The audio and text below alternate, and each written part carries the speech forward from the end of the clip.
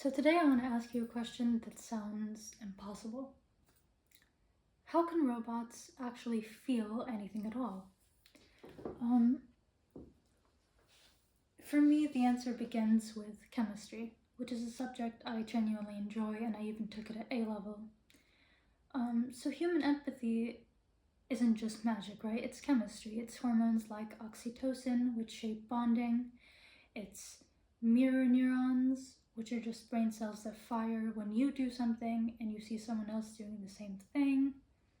So you can kind of see why they're called mirror neurons, right? Like your brain is mirroring the person you're watching. It's kind of like saying, hey, I'm doing that too, even when you're not doing the same thing. You're just watching, right? So that's empathy. And research shows that we respond to emotion through patterns, through signals, through chemical cascades. And neuromorphic computing tries to recreate that, not through code, but through electricity sort of acting like chemistry.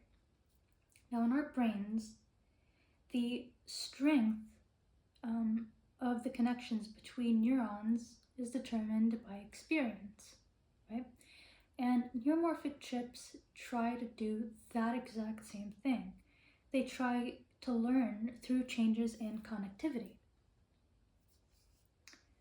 And the industry is already chasing this. I mean, you have Intel's loihi chip, if I'm pronouncing that right. You have IBM's truenorth. You have brainchip's akida.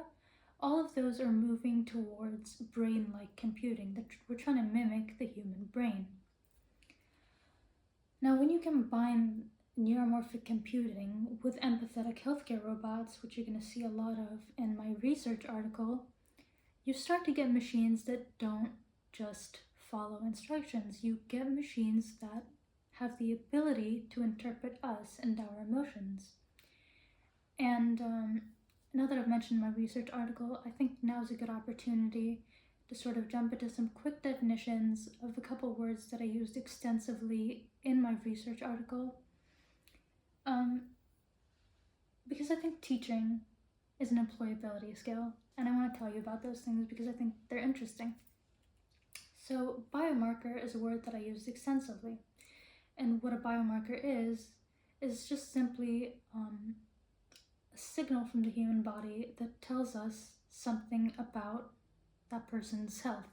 So for example, changes in heart rate, genetic mutations, those could be some examples of biomarkers.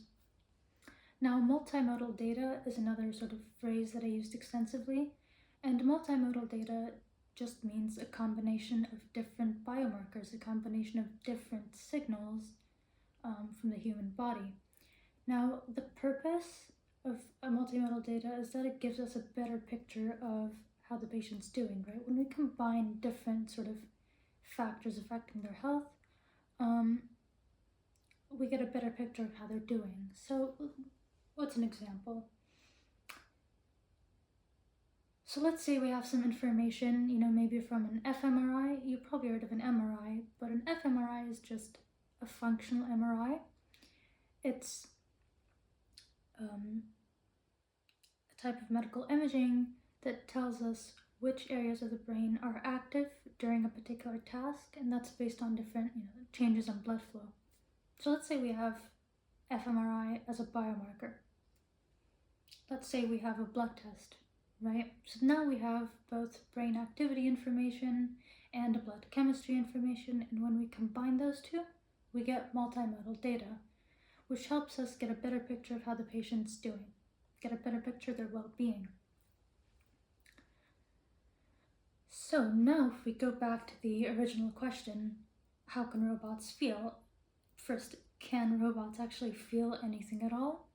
Well, not the same way we do, like not yet at least. You never know what the future holds, but they can learn patterns of emotion. They can recognize pain, and they can offer comfort. I think probably the most important thing that I want to say in this video is that robots can only understand empathy because humans teach them what care looks like. So when robots show a true understanding of human emotion, I'm not going to feel threatened by that, because that will not replace my value. It will just require it even more so than it does already.